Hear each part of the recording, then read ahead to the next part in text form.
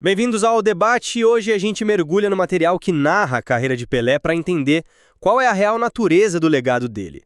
A grande pergunta é: a grandeza do rei é um fenômeno puramente individual? Sabe? Uma força da natureza que se impôs ao esporte?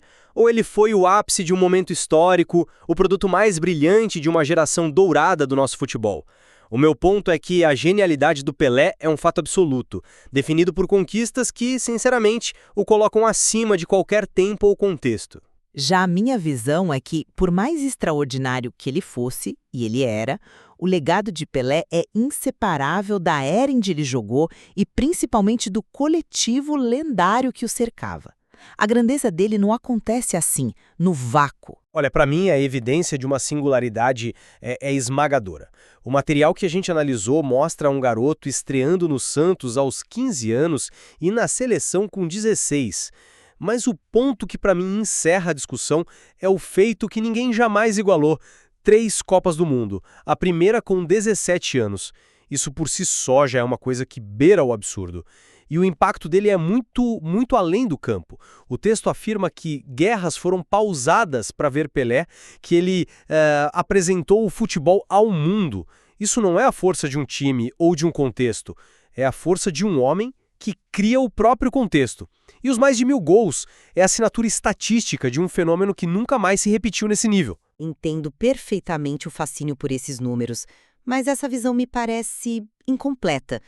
A gente precisa analisar o ecossistema. O próprio material que temos como base faz questão de destacar a seleção de 1970, citando que ele liderava uma das maiores seleções de todos os tempos, ao lado de Tostão, Jairzinho, Rivelino, Carlos Alberto Torres. O brilho máximo dele foi potencializado por um coletivo que era igualmente genial. O famoso passe para o gol do Carlos Alberto na final de 70, que o texto descreve, é o exemplo perfeito, não acha? Um toque de pura genialidade individual, sem dúvida, mas que só existe para coroar uma das jogadas coletivas mais espetaculares da história. Ele foi o maior símbolo de um Brasil que se tornava potência, o que mostra que ele foi tanto a causa quanto o reflexo desse momento. Sim, mas essa liderança que você menciona, ela não existe no vazio, certo? O material usa a palavra liderando. Ele era o catalisador, a referência técnica e também moral daquele time.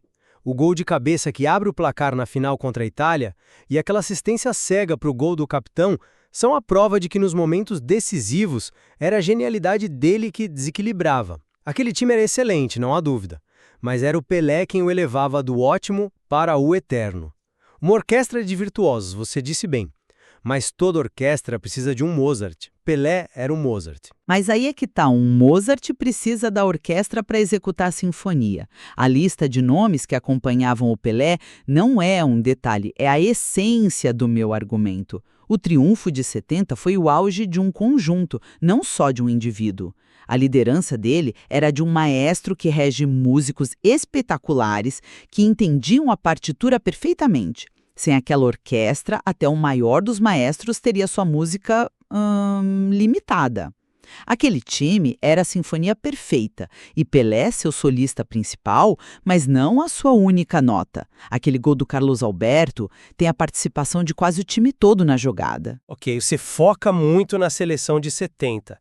Mas como você explica o fato de que, bem antes daquela seleção se formar, o Pelé já era um fenômeno global com o Santos, as excursões pela Europa, pela África, os estádios lotavam porque as pessoas queriam ver o Pelé. Aquele time do Santos era muito bom, mas o mundo parava para ver ele. Ele era o espetáculo. Como o texto mesmo diz, ele transformou o futebol numa linguagem universal. Essa foi uma força motriz singular dele. E foi, mas não podemos ignorar o momento histórico. Essas excursões aconteceram justamente quando o futebol explodia globalmente como produto de entretenimento, com a televisão começando a conectar o mundo. Ele foi a figura perfeita no momento perfeito para ser o rosto dessa expansão. Ele se beneficiou disso ao mesmo tempo em que impulsionou o movimento, entende? O Brasil daquela época buscava se afirmar no cenário mundial, cultural e politicamente. O Pelé não foi apenas um jogador, ele se tornou o embaixador de um projeto de nação. Ele não criou o fenômeno do zero, ele foi o maior e mais brilhante expoente de um movimento que já estava em curso. No fim das contas, para mim, apesar da inegável importância do seu tempo, os feitos que o material documenta, 3 Copas, ser o campeão mais jovem da história, os mais de 1000 gols, formam um conjunto de evidências que apontam para um talento único. A grandeza dele é a principal variável na equação.